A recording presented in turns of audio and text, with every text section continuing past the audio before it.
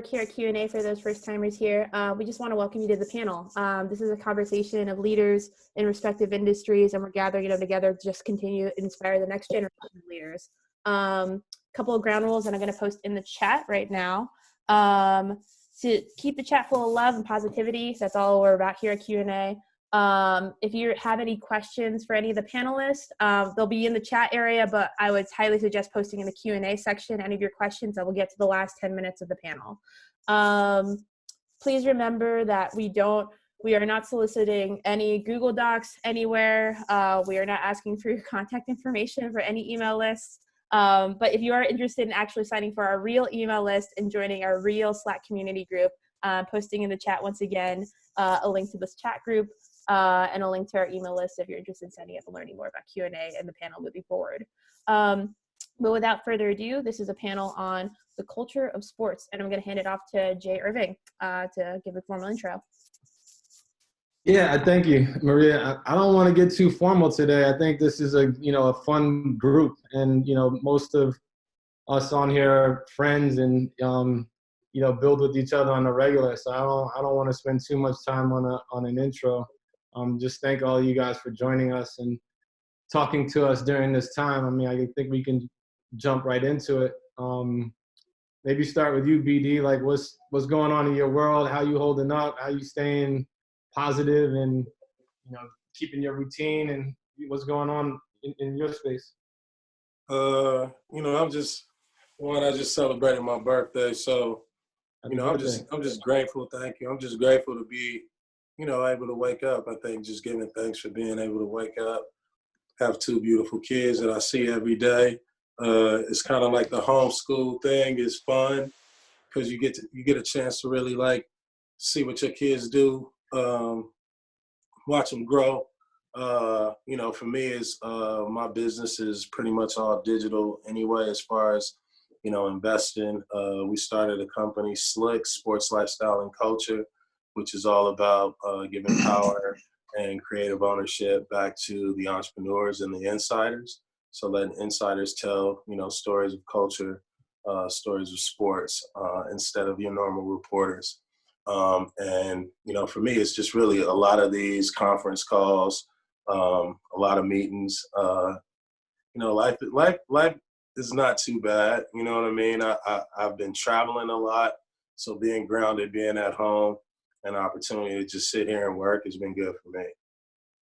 Nice. Terrell, how you holding up, man? I know you and Nelly played on the basketball team a couple times down at the gym. I got to get the real story though on what really happened. How you holding up over there? Man, I'm good. I'm in Florida right now. I have a place in LA, but I'm here now since all this coronavirus. It's kind of just sidelined everybody. Everybody from athletes to entrepreneurs, business.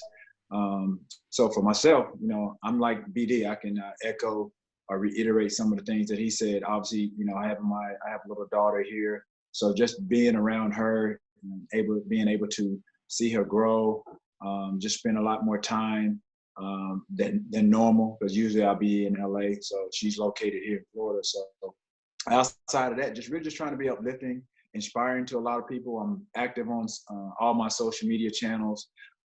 Just trying to encourage people. Obviously, for everybody to adhere to the rules, stay home, stay safe, social distancing, things of that nature. I found myself very active now on TikTok. So I've been doing a lot of that, TikToking. So everybody's been blowing up my phone. And even just reading some of the comments, just everybody just being really just encouraging and thankful, just, for me to be who I am and to show the world who I am to this side of who I am. Just really just being uplifting, just having fun. Nice. Tell I see you got your wine over there. Yeah, lots of wine, moderately and responsibly. That's how you're getting through, huh? But no, I mean, I think I'm doing well, all things considered. I know that for all of us in media, I know Roz is definitely dealing with this too. We're all figuring out ways to put content out that is new and fresh and also positive and makes people feel good at this time. So doing interviews from home, a lot of Zoom calls, a lot of FaceTiming, and bringing news that way. I'm also doing some fun things like playing Taboo on IG Live, which was very fun, and like Would You Rather, just things to make people smile. I think that there's so much news all the time that can be negative and can make you feel a little sad, that I feel very blessed and thankful to do things sometimes that are a distraction for people that need a bit of a distraction. And things like this too. And also, happy birthday, Baron. Yeah. So Mark, want to check in with you, just kind of how you're doing, but also just, you know, your world kind of came to a screeching halt. Like, how you guys holding up, and you know, what's the latest? Well, first of all, thanks for having me. Second of all, happy birthday, BD. My dog. And it's a tough time for all of us. It's great to see that everybody's healthy and whole and being responsible. I think, you know, you couldn't imagine this taking place. You could not imagine us being in the situation we're in right now. We've lived a long life, and we've never seen anything like this. So I think the shock of it all, it impacts you initially, and then all of a sudden you realize you got to make some changes, and you got to be responsible. So as much as you want to make runs, as much as you want to go out, as much as you want to be around people, it's more important to make sure you're safe and whole, you know, and echo that responsibility across the board. My mom, my 82-year-old mom, is in New York with my brothers and sisters and nieces and nephews. So just making them well aware of the fact that this is real, and they got a responsibility to take care of her because we're not there. So it's just quality time spending at home. My daughter works in Portland, so she's there. My 3 boys are here. They're into music, so I'm sitting at home being a fake A&R. It's working out well. That's funny. Mark, let us know if you need another job during this downtime. Oh, I definitely do. We got some A&R spots open. It's funny you mentioned those projects. I find myself like, you know, starting all of these projects, but I'm always like missing something. Like I got peanut butter and no jelly, but I'm trying to keep them running to the store, and you know, every time I need something. But definitely on my DIY, you know, vibe since we've been quarantined. Moses, thanks for joining us, my brother. I don't think your mic is on. I think you're muted. The first time ever Nelly's been on mute, Jay. Yeah. Your thing's muted. Nelly, you know how to turn your mic on? You're looking real old right now. First time Nelly hadn't been able to turn his mic on. The pre-technology rapper. Exactly. This is the first time he ain't been able to talk shit. And he has no idea. He's just like going. I'm gonna send him a text that he's on mute. You gonna bail him out, Ryan? Yeah, I'm gonna bail him out. Roz, how you holding up in the meantime as we wait for Nelly? I'm doing well. I mean, as we're hanging in there. I think that first week of kind of things shutting down and quarantine, I was one of those folks, hey, I purged my closet, I cleaned my house, I answered my emails, I created content, I created shows, called my family, I worked out. And that second week, I couldn't get out of bed before 5. I was just like, it really hit me. I got tired of my own cooking. You know, you started to feel how lonely it can be. You started to really feel the anxiety mounting of real people, you know, being sick and dying. I know I'm feeling the anxiety of like the ambiguity of not knowing what's next or what's coming back. Obviously, I'm heavily affected. I cover sports as a broadcaster. One thing that has been giving me joy has been just continuing to create content. And for me, I immediately was kind of tired out with coronavirus talk. So I created a show, What You Doing? And basically I interview athletes, but we're storytelling, we're doing games and challenges. Like I'm always someone that wants to have fun, make you smile, laugh. And then also doing, you know, interviews with the boardroom. And for someone who lives alone, is an extrovert, and is used to traveling, it's something that at least is keeping me busy. But, you know, I think I would be remiss if I wasn't honest to say that while I'm well, and there are still many reasons to be blessed, and there are some good coming out of this, the days are up and down. And I check in with myself much more about balancing myself mentally, spiritually, and emotionally each day. So just as like for you and Taylor, like as brown women in sports, like tell us a little bit about your journey and just kind of how you got here, and some of the trials and tribulations and things that you've had to kind of endure. Well, I feel like for me right now, creating content with a ring light and like my phone or my computer feels like how I started. Yeah. And actually it's funny, I'm doing this out of my bedroom right now. Like if I move too fast, you're going to see my bed. It's just, it's a solid wall background behind me. And so that's what I like as my backdrop.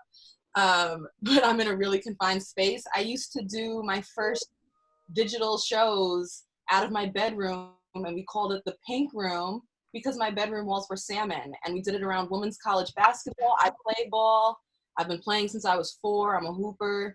And once I graduated, I was like, let me talk about the women's game. And so I was hustling, creating content, pitching it to different women's blogs that already had followings, pitching it to my Pac-12 conference network that I had. And eventually they allowed me to do that digital show for them. And little steps like that, like starting my own thing, turned into bigger steps down the road. So I mean, for a quick example, like this is actually pretty reminiscent of how things started for me. Right. Yeah, I would agree. Like same, I started a blog in my dorm room in college, and it was called the Online Sideline, which looking back is such a corny name, but I loved it. And then just through doing that, doing interviews and storytelling, it was picked up by bigger companies. And then I interned through college, and then Big to Network wanted me to work for them. And it's, as she said, it's been little steps that accumulated into much, much bigger things. But obviously, when you talk about being Black, being a woman, those two things are what I feel the most responsibility to. I draw a lot of my strength from those two things, my Blackness and my femininity. I think it's super important to put those things in the forefront for me, because I know even growing up, the first Black woman I saw on TV talking about sports was Pam Oliver. And like, I remember the moment. And now I think it's so cool that there's so many of us, different colors, different shapes, different sizes. Like, there's Roz, there's Maria, there's Carrie Champion, there's Jamel Hill, there's just so many, and we do so many different things and offer a lot of different things to the table. And one thing that I think is unique about that group and really great about that group is we all want each other to do so well all the time. We're all close, we're all friends. And I think a business like this, yeah. Like, for instance, as an actual example of that, like, I didn't even know what this was. Taylor was just like, yo, can you come at 4? I literally didn't know the topic, who was on it, and I was like, yeah, I could be there. Yeah, because we always make things work for each other, which I think is special. And you guys know, like, in this business, it's very important to have that in your life and people you can lean on, because there's some things that the only other person that will understand it is the person that also lives it. So yeah, I think it's great we're all representing women, Black women in media. Nice. Nelly, did you figure out your microphone? It looks like he still hasn't. Nelly is trying. That's the best part of the whole thing. Nelly's gonna figure it out. Challenged. Hey Jay, I got a question for Mark, T.O., and Baron. You three, have had amazing careers. I would say first careers, just in sports. But can you talk a little bit about how hard the transition is coming out of just your, working in your first love for 15, 20 years, and kind of how y'all have all made that transition into the next phase of your life and careers, and making it look so seamless, and what goes on behind the scenes with all of that? Well, no, for me, it hasn't, I guess for me, it hasn't been, I wouldn't say seamless, but just trying to understand and navigate through kind of what you want to do next in the next stage of your life. I know that, probably early on in my career, I mean, just being kind of in front of the camera, answering questions, trying to familiarize myself with press and things of that nature. All of that in the beginning of my career was enabled me to do some of the things that I'm doing now. So just trying to, I guess, give you an answer, just basically just, you know, kind of leaning on the people that you've been around, learning through that whole process of, you know, getting information for people that have paved the way for us. And that, like I said, we don't know everything. I know I don't know everything. And you have to be honest with yourself about what you know and what you don't know. Everybody's going to have those ebb and flows of up and downs, obstacles and disappointments, and you're going to make some mistakes here and there. But you know, it hadn't been seamless. But although, like I said, being an athlete, you know, we find a way to kind of make it look effortless. I think that's just one of the dynamics of being an athlete. You kind of adjust on the run. You know, all of us have played sports. You know, most of us anyway. It's like that's how life is. It's not always how you map it out. You have to improvise at some point or another in your life, and that's how that transition is. It's like you just have to improvise. I think I know for me, like one of the toughest things about quarantine, this is like my favorite time of the year going into playoff season. And I never forget, you know, when I called Jay when the message flashed across my phone that that they were canceling the season, and Jay thought I was joking around. And so I know what it's like for us as sports fans to be like, it shows how important it is to our everyday lives and how much of a part of our culture and lives and just makeup of who we are. Like how is that part of it impacting you guys? And like, you know, sort of what was you guys' reaction around these cancellations as well? I feel like one thing I realized was that a lot of the times we equate sports to normalcy. Like sports being on is so much like in the fabric of what we're doing every single day that when the NBA was like, okay, we're suspending the season, that's when everybody took it seriously, because you just don't imagine, like, we know that this month it's basketball, this month it's football, this is playoffs, this is like, I measure relationships by the season, like what season was on when I was in the relationship. Like it's so much of what is embedded in our routine. And like, I even think I was in Georgia, I was doing an interview for my show, and I'm from Georgia, and I was like, okay, Mom and Dad, I don't have time to come see you this time, but I'm going to see you when I come back for Final Four. Because I was so positive that I was going to be back in Atlanta for the Final Four. Turns out, obviously not in Atlanta for Final Four. And it's just, nothing is for sure. And it's a shock because I schedule every single thing I do around the sport that is happening at that time. And it was really hard when I heard that news because my schedule was literally wiped out. And so just trying to find the balance and the normalcy in life when the thing that you're doing every single day, that is your gauge of what's normal, is gone.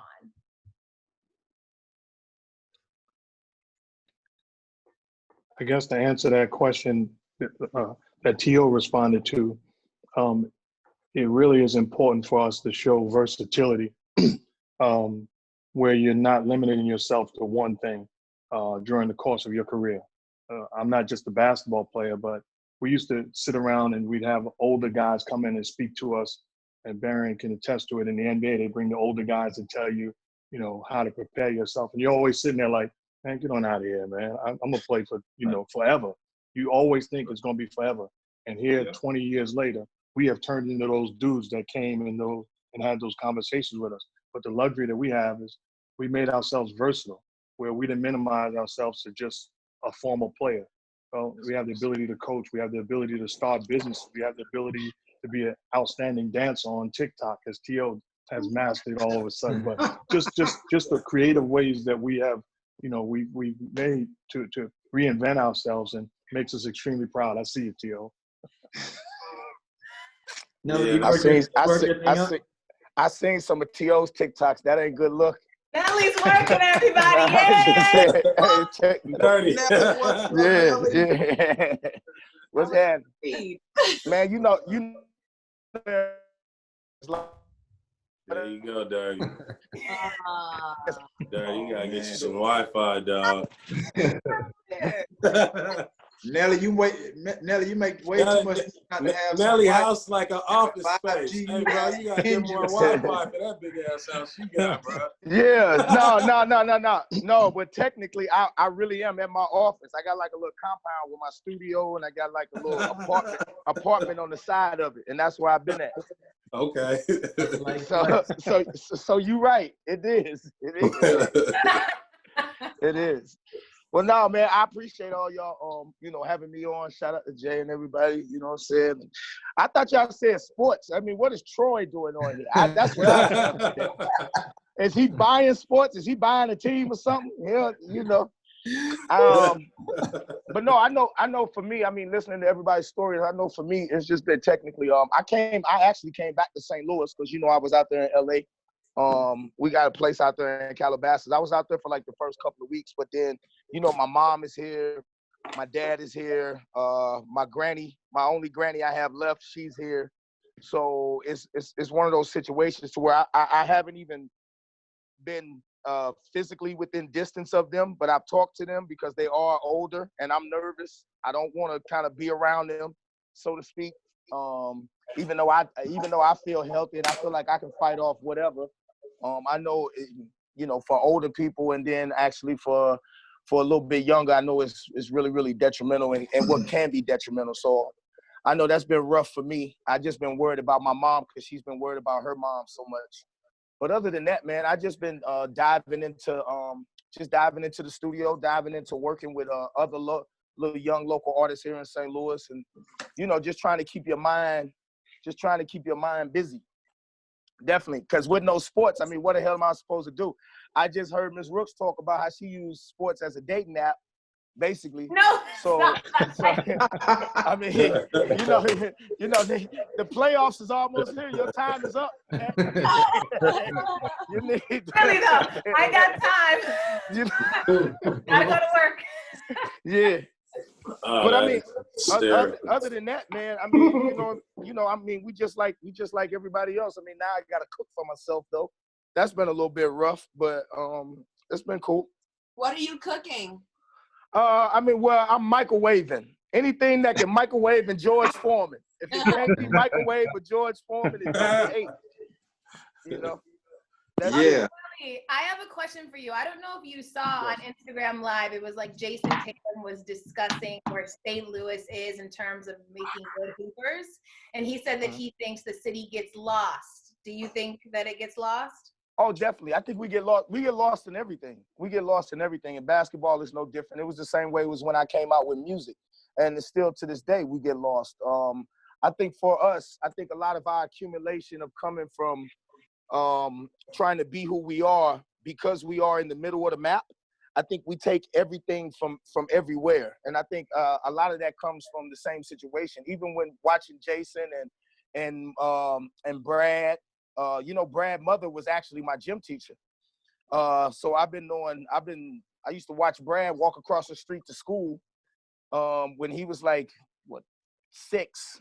You know what I mean? So it's kind of crazy, but you watch them grow up, and us being in the middle of the map, I think we take a little bit of everything. I know that's what it was for me for music, because technically the Midwest, we had no sound. If you look at a lot of the Midwest rappers, you can't just really tell we from the Midwest. Like you can tell Snoop Dogg is from the West. You could tell, Nipsey is from the West. You could tell Fabulous is from the East. You could tell Jay is from the East. You can't tell where Big Sean is from.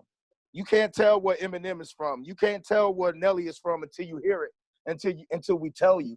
And I think that's the same way with sports with them, is if you look at their game is I mean, I can tell a lot of East Coast hoopers, they dribble a lot. Ain't that right, Jay? They dribble a lot. But man, Nelly, you got to give yourself a little bit more credit than you're giving yourself, because I think, when you came out with Country Grammar, like I said, for me, I had no idea you were from there. You know what I mean? Exactly. You put St. Louis on the map. Outside of me playing, when the St. Louis Rams were there, outside of me going there to play them, I didn't really know much about it. So you got to give yourself a little bit more credit than that. And also, Jason, you guys are doing remarkable things. I mean, you've had an illustrious career, still doing your thing. So I appreciate that, man. So you definitely got to give yourself a lot more credit. No, thank you. Yeah, but that's I appreciate that. But that goes into what I was saying in the sense of we didn't, nobody knew where we was from, so we had to tell them. And then after we tell them, it still kind of gets lost. It's like if we don't tell people where we are, we're not a major market. You know what I'm saying? You see, we lost the football team. The only damn thing we got is the Cardinals in hockey. You know what I mean? Well, we had an XFL until they ended that season. So it is kind of rough. I would like to see the WNBA kind of come to St. Louis. I think they could get off. I think they could have a nice crowd and nice fan base here. But good call there. Draft this Friday. Make sure you're tuning in. My New York Liberty has the #1 pick. Hey. And Ron, you're doing a show, right? Like a draft show. Yeah, I'm hosting the New York Liberty's virtual draft party. So while you're watching the NBA draft on ESPN, it's the first time it's ESPN in a bit, at 7 p.m. tomorrow Eastern. Make sure you also have your Facebook Live on because New York Liberty have the #1 pick and they're playing. Who they taking? What happened? Who they taking? I mean, probably it's likely to be Sabrina Ionescu. However, this is my opinion, certainly not Liberty Intel, but she's certainly the favorite to be the #1 pick, the all-national player of the year out of Oregon women's basketball. Point guards come from New York City. You heard it here first, right, Mark? Dribble. Stop. You have to take it. Hey, don't start Forget that. about Philly in that either. Don't forget about Philly in there. Well, she ain't from New York, but she might be coming to New York. But. New York got some great ones, though. They paved the way. They opened the door for us, so. Thank you, BD. LA got the point guards, though. Oh, here we go, man. I ain't gonna get started on that. All respect and love to those.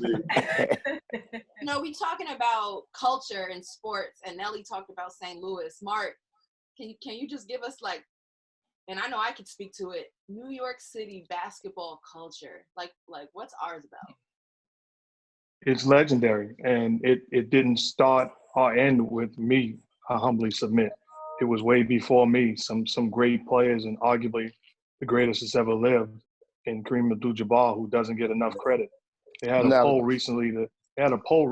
Recently talking about the greatest college player of all time, and it was women and men, rightfully so. But that's not even a debate.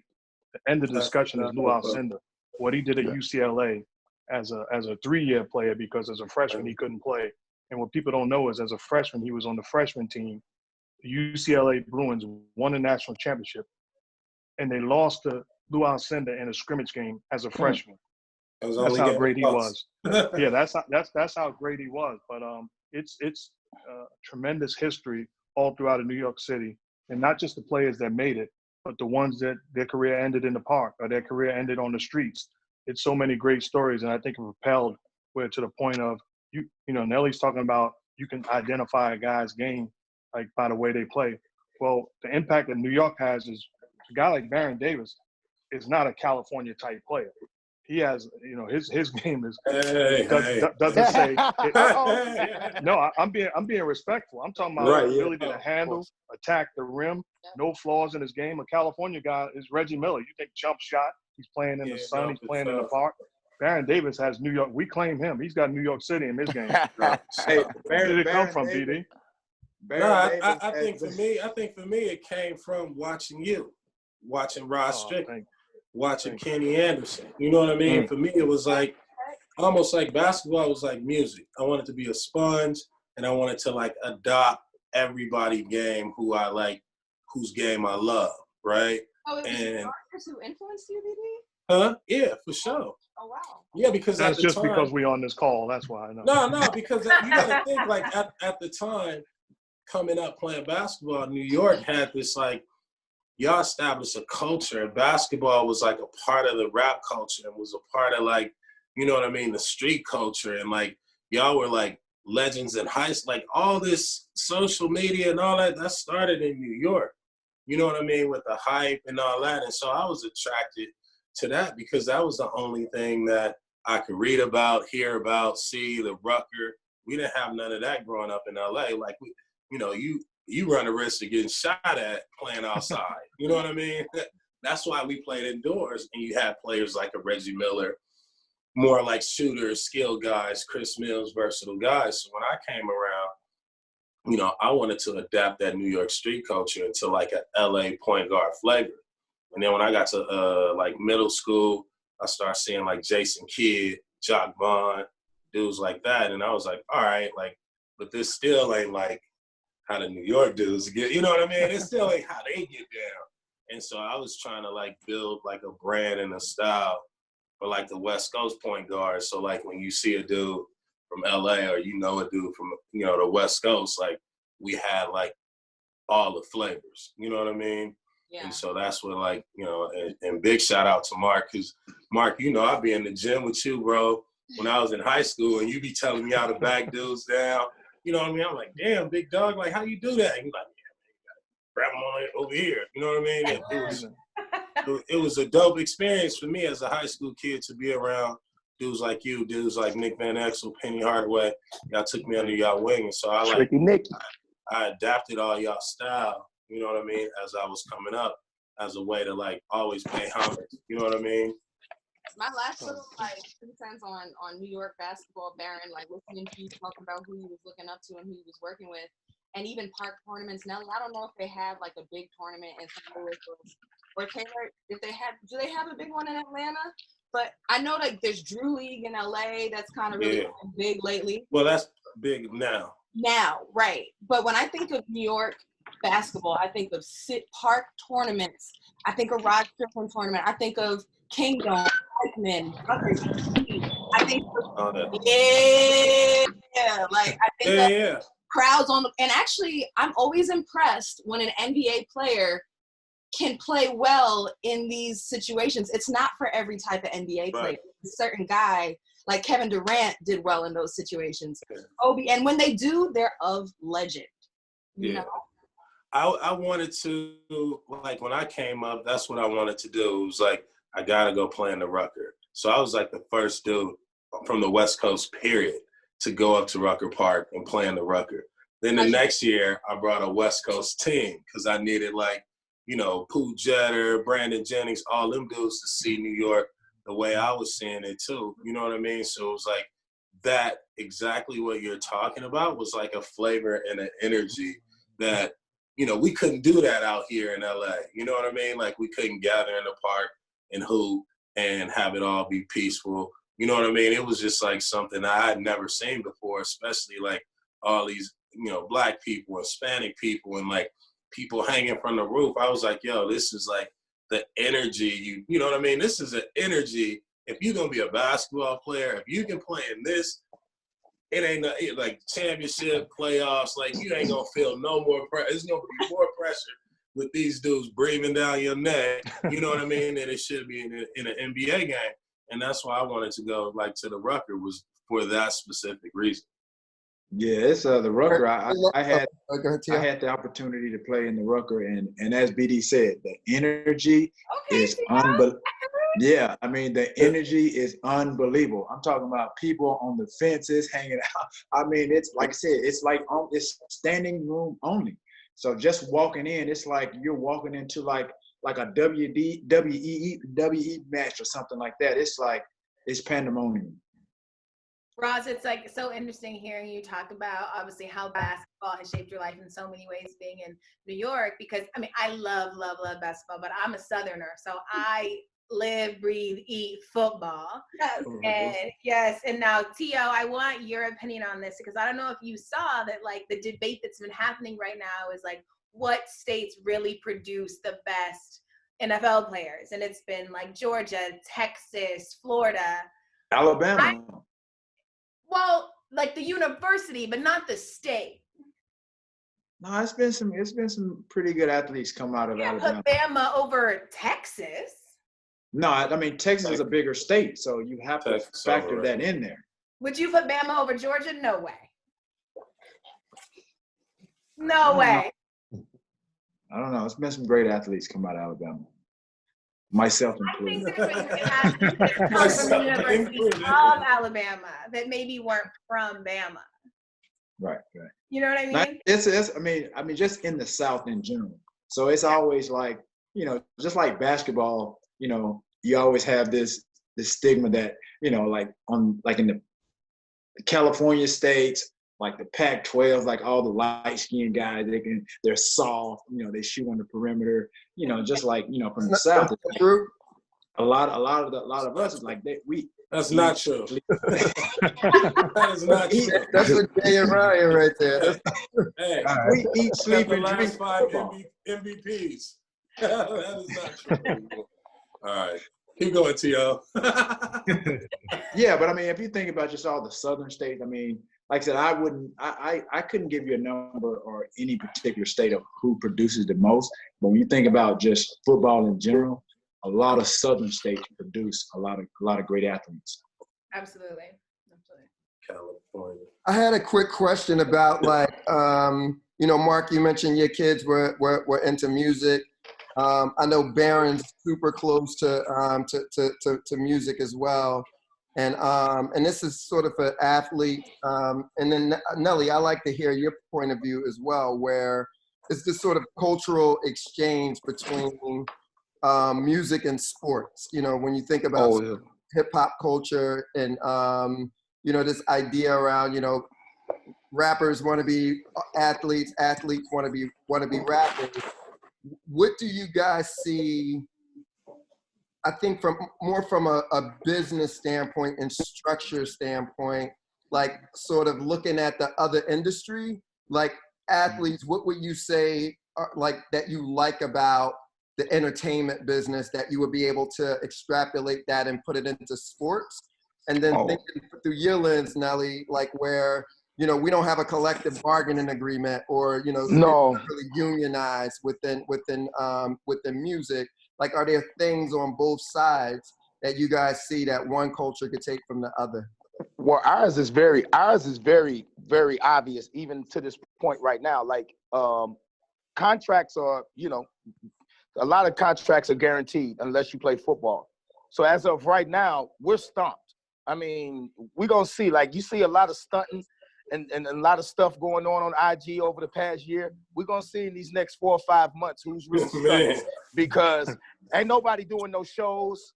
I know live. I'm dead ass. All that cash you see little cats holding around down their arm, we gonna see in 6 months if they doing it. Now they've been stunting. They've been stunting every day for the past 2 years. Yeah. Now we finna see what the fall off is, because I know for me, I was playing baseball my whole life. Actually, probably till I got up to probably about 3 years before I got a record deal. And I think the only reason that went apart was because I was playing baseball. And, baseball is more in tune in the summertime. And I was a little ignorant about what was best for me and in life, period, as opposed to what was best for me at that moment. And in the summertime, all my friends were going to kick it at the park. You know what I'm saying? And I got practice, or I got a tournament this weekend, and it's 98 degrees, and this girl I've been liking, she going to the park, and she don't want to go to the baseball game.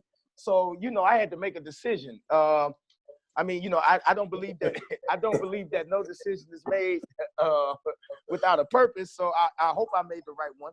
But for me, had I known that they was going to be giving out $400 million contracts in baseball, I might have hung my ass in there. But I know for artists that all artists want the athletes' money. That's all we want. We just want to get paid like they get paid, because this is crazy. You know what I'm saying? We don't have a season. We 365. If you're not on tour, you in the studio. If you're not in the studio, you on promotion.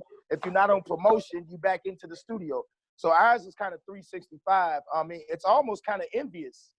I mean, in a way, because, we envy those guys because, obviously they're brothers of ours, but I think it's more of the envious of them even getting a chance to be off at a certain point and make more money than us.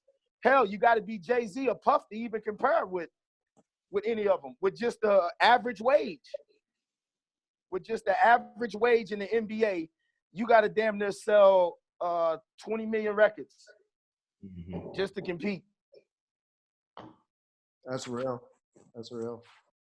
I mean, you know, unless BD got something for me, you know what I mean? Like, I'm out here. I was just about to ask you, I'm gonna send you a record, man, to jump on my album. But since I got really, you.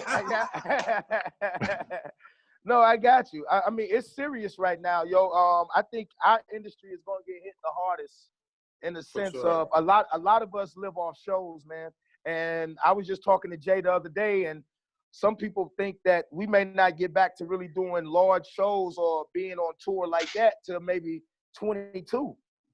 Yeah, you know, so we just got off of a briefing with the head of John Hopkins, and basically they were just kind of giving their outlook, and right. they said nothing's gonna happen at all this year. They said this year, That's crazy. The rest of this year, a complete wash, and then when it comes back next year, it's gonna trickle back in. Is their guess, and so. It's, you know, and when you think about certain places are going to have resurgences, certain places are just going to remain locked down a little longer. So, but yeah, they definitely were pretty frank about their timeline, but they said this year, call it a wash. Nelly, are you seeing anything in the music industry as far as like if large concerts aren't going to be able to be done, that maybe you guys could make money and monetize perhaps concert lineups on live Instagram live type things? You see what Quarantine Radio and Tory Lanez is doing. Are these actual options? I mean, they are for relevancy. I think they're options for relevancy. I mean, if you're the type of artist that you have huge followings, or if you're, you know, every artist isn't sociable, so to speak. You know what I mean? They can get on stage, they can do their job, they can smile, they can take pictures. But if you take them out of that environment, some of them are socially awkward, you know, and they can't relate to people just in a general manner of just being engaging and just being somewhat normal. You know, my daddy used to tell me all the time, all geniuses are irregular. You know what I mean? So, you know, you can sit and talk to Kanye all of probably about 5 minutes before you kind of looking at him like, okay. You know what I mean? But I mean, you put him behind a keyboard or you put him on stage and he's magic. You know what I mean? And I think for us, I think some of us are in a tight situation. Not so myself, but I know a lot of young artists, a lot of these artists who maybe haven't even been in the game a year yet, who was determined. Some people then took signing bonuses, then took advances, and again, it's going to be real interesting in the next 6 months for a lot of artists. A lot of tales are going to be told. Yeah, how do you think it? I could probably chime in and say if I were to have any advice, and advice is just not even advice, it's just things that I'm thinking of. I think for my career path, anybody interested in journalism, this is a really good time. First of all, it's okay to do nothing and just, you know, be with your feelings. I don't want to put that pressure on people of thinking they have to do something during this time or that they should come up with their great idea. Like, that's a lot on people during an emotionally stressful time right now. Right. However, you know, I think within some kind of balance there, I think getting nifty, nimble, grassroots, you know, I think often I come back to athlete sense, like the hustle of it.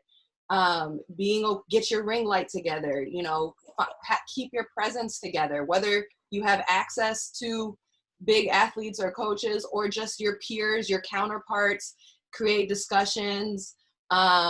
This is, I think, you know, we don't really know what's next. And even for me who works at the NBA, even if it comes back, I imagine there's going to be a change in how media get to be in there, how they get to interact with these athletes, who actually gets credentials and access. I'm not even so much worried about the bags I might have lost just right now. I'm more concerned about the trickle-down effect coming in 6 months to a year as in a recession. It's possible that in a year from now, you're trying to have discussions about new budgets, new shows, new this, new that, all your big plans you thought you were going to have, and budgets might be tighter. And they may also let go of people, furlough people. And I've seen people being let go that I know and work closely with. It's actually quite frightening. And and nobody's really safe.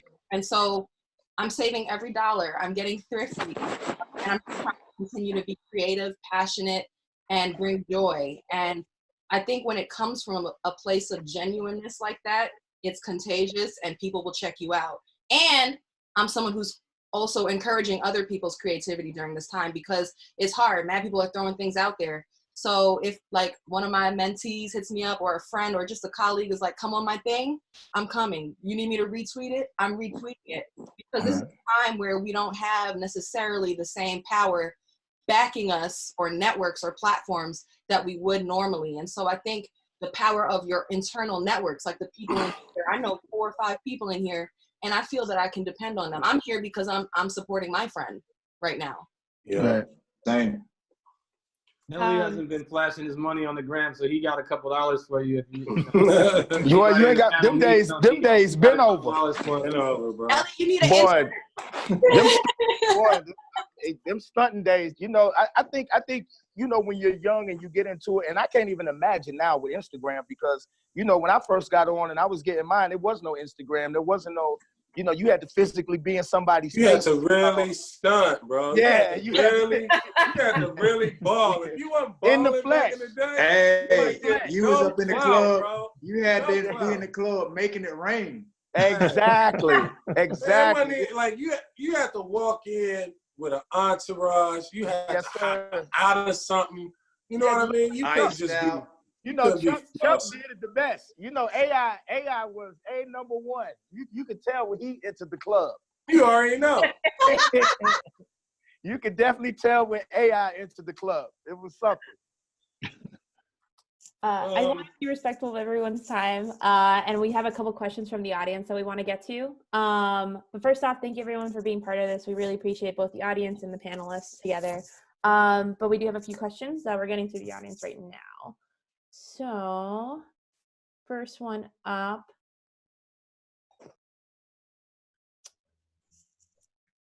This one's for the ladies on the panel. Yeah, Suzy hasn't really spoken. Maybe this is a time for we can get Suzy to say something. This is from Mia. Being a woman / part of an underrepresented community, how do you get through rejections or failures in the industry that is so competitive in nature? Do you have any stories that can inspire us here to keep going, to lead with our talent versus our gender and color of our skin? Yeah, I'll go first. I always say that it doesn't happen until it does. Like my entire college career, I was interning, I was working, nonstop. It's what I was doing all 4 years.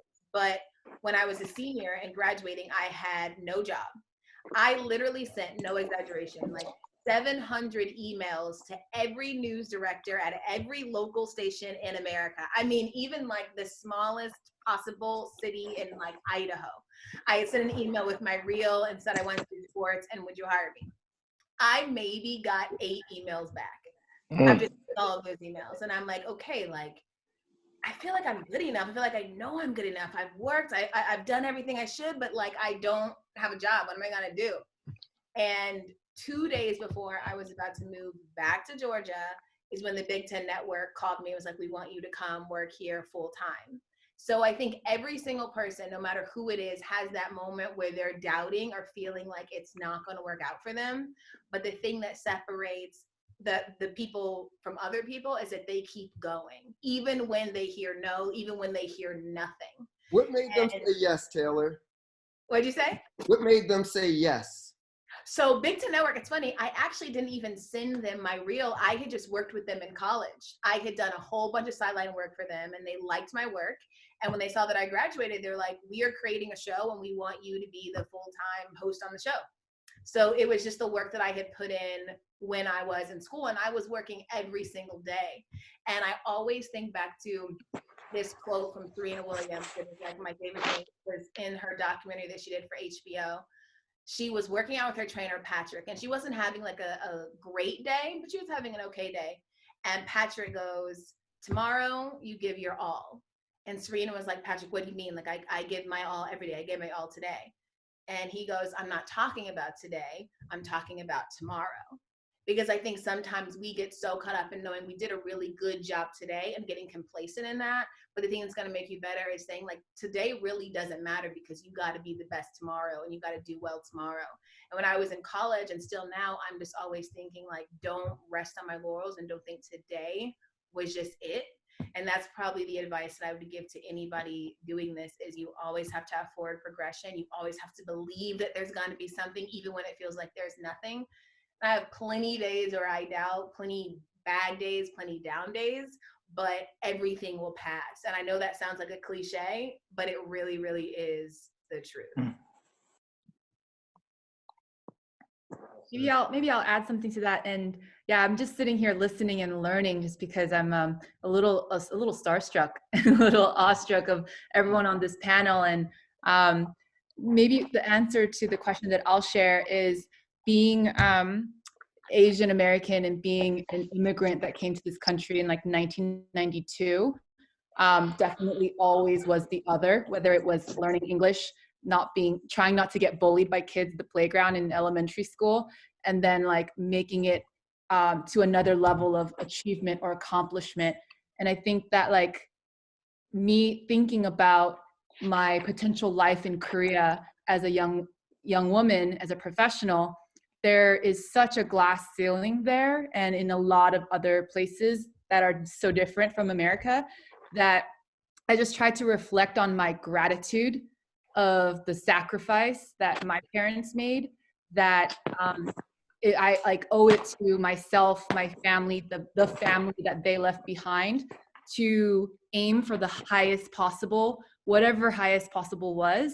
And I've definitely had my failures and, missed opportunities, but just like Taylor said, just getting back up. And like I've learned from Troy over the past 5 years in our relationship is like taking big swings and dreaming of something for yourself that you might not be able to imagine as a possibility, but step by step, like little by little, you can get there. And also by putting a tribe of incredible mentors and peer mentors and like trusted friends around you that keep you accountable and going. So, whether you're a woman or a man, like, just grinding it out and then believing in yourself, like having that radical self-belief that you can be more than what you ever dreamed of.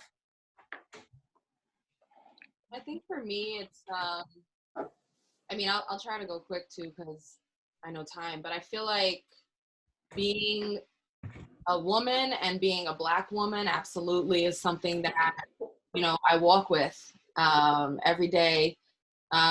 One thing I try to encourage Black women, in the business is to try not to let their worries of perception of them impact the work they do, the confidence they walk with, and their belief that being themselves is enough. I feel like I meet so many young Black women who are so busy trying to prove to everybody what they're not in sports journalism. And I feel like we've all gone through that and still do. And I think I try to encourage, what are you confident? What do you stand for? What are you about? What are you good at? Let's emphasize that. Let's double down on that. And in fact, I've been someone that, for better or worse, have decided I'm not ashamed of my personality. I'm quite bubbly. I'm happy to be I was once told I smile too much during interviews. I'm like, well, it's post game. Someone just won. We're happy to see each other. It's just basketball. And, I got my hair braided. I often have my hair done up. This is how I exist in my real life. My edges are made. My hair is braided. And I thought it was important for it to be seen on big stages and under bright lights and next to our biggest stars. Even the clothing, the way I talk, I encourage people to speak like themselves. And I think that all journalism, and in my world, sports, will be better because of the unique perspective that you have being yourself, especially as a Black woman. And I just hope, one thing that I've learned and stand by is that there's room for you just as you are in this industry. And I go back to Suzy, where there are times where that might be shaken up confidence-wise, and that's where your village is key. That's where your Carrie Champion, your Jamel Hill, my LaChina Robinson, my Swin Cash, my Taylor. The list goes on where we tap in and check with each other how we feel about things, because few great things are done alone. It's always a village. And I'll be really quick too. I just want to add something to that. I feel like we get questions like this a lot about the obstacles that we go through as being women or being people of color. And I always say, I have never, while I know it is harder for those that look like us, I have never viewed my color nor my gender as an obstacle. I absolutely see it as an advantage. People of color are resilient, they're strong. Every cool and good thing that has ever happened in this world has come from a person of color.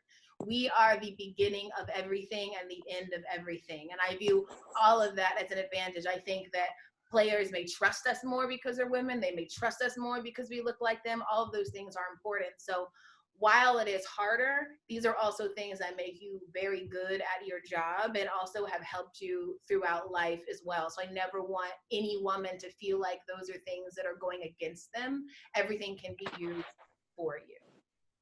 And I think that similarly to women in music, as it pertains to like women in sports, as it is to women in tech, women in real estate, like whatever the function or the industry is, I just hope that as we come out of this COVID crisis and into the new world, and it's like whatever we want it to be, I just hope that both men and women really champion the others to just rise and elevate and assemble and like become their own into positions of extraordinary leadership that before seemed in another world like it was taken away or impossible or, you know, not of like reality. I just think that this next phase that we go into, we just need to push each other and ourselves into positions of power and be good people while we're at it, like take care of the other communities. Thank you all. You know, I want to be respectful of everyone's time here. I know everyone has something to catch on TV. Ain't nobody got nowhere to go. No, I was gonna say, like, I'm probably just gonna rewatch Tiger King after this, like everyone else. But just to be respectful of everyone's time, thank you all for doing this. We really appreciate each of you. And for the audience and everyone listening, thank you so much. We've gotten a lot of humbling messages throughout the time doing this panel series, and we're gonna be back next week. We're working through some topics and ideas, but feel free to send them if you have suggestions. If you want to connect after the panel, I'm posting in the chat right now our Slack group that you can join. We are 1,000 members strong and connecting people with everything from animators to following each other on IG to further creating community during this unique time. So we appreciate that. To our panelists, thank you so much again. And I'm going to pass it over to Jay to close it out. Yeah, no, just thank you guys. And Taylor and Roz, thanks for holding us down and moving the conversation forward. Me and Ryan and Troy be fake ass moderating these things. To have some professionals on here. Realize how bad you are with your Yo, but why all the ladies look so presentable and all us look like we're struggling? Right? I know. I don't even. All their lights is glowing so bad. I don't even need a light up in here. Yo, I'm taking notes. Roz says circle lights and all. Wait till I show. That light is beaming on Roz. Okay. Blowing that. Excuse me, y'all. I drink water and have a great lotion regimen. You smile too much. Get out of here. Right. Oh, Kelly, I also wanted to tell you, I was born in St. John's Mercy. So shout out. Oh, word? Yeah. So okay, St. Louis back on the map. One more game. So you know what? We always find them in the end. Yeah. We always find everybody come out. Yo, you know I was born in St. Louis. Why you don't want to say that louder? You know I've lived in Georgia since I was 6, but my family's all from St. Louis. My uncle played for the Cardinals, so we all lived there for a while. And then who was your uncle? Lou Brock. What? Yeah. It's not just that's just not a regular dude. Oh, And I'm just Man, yeah, she just Luke Rock, just Luke Rock. I lived in Luke Brown. Hey, So you I don't kidding me? play in St. Louis because I feel like I'm not from there, but I was absolutely born there and I love it. Like we go back twice a year. Like Well, you know We what's so didn't crazy? think normal I wasn't born there and I claim there. I was born in Texas. So it's did like you move there? I moved there when I was 3. But my parents Oh, are you're from there. but I was born on a military base. You see Okay. what I'm saying? So it's all good. Very nice. It's all good. All right, see, I found a sister. Let me go spread the word. No, Mo, that's Mo, just Taylor Mo. Swift. Mo, Taylor we got a poker game at 9 if you want to join, Mo. Ross. Taylor What'd you say? to Poker anybody. game That's at her gift. 9. Poker game at 9. Poker game at 9. Okay. Let me know, baby. I'm around. Send you the info. WNBA I'm around. tomorrow. Send Tune me in. the info. Yes, WNBA draft. Watch Roz's show. Hey. Sure. I Hey, got you, y'all Rob. follow me on TikTok. Oh. What is your Yo. I'm with you, T.O. We riding with you. We riding with Dude, send T.O. every song that we got. He gonna blow our stuff on TikTok. I got you. Thank you, guys. All right, thank you guys. I appreciate Thank you y'all, guys. everybody. Be safe, be healthy, Thank be you, Be happy. safe, everybody. Absolutely. It's been a pleasure. Thanks for having me.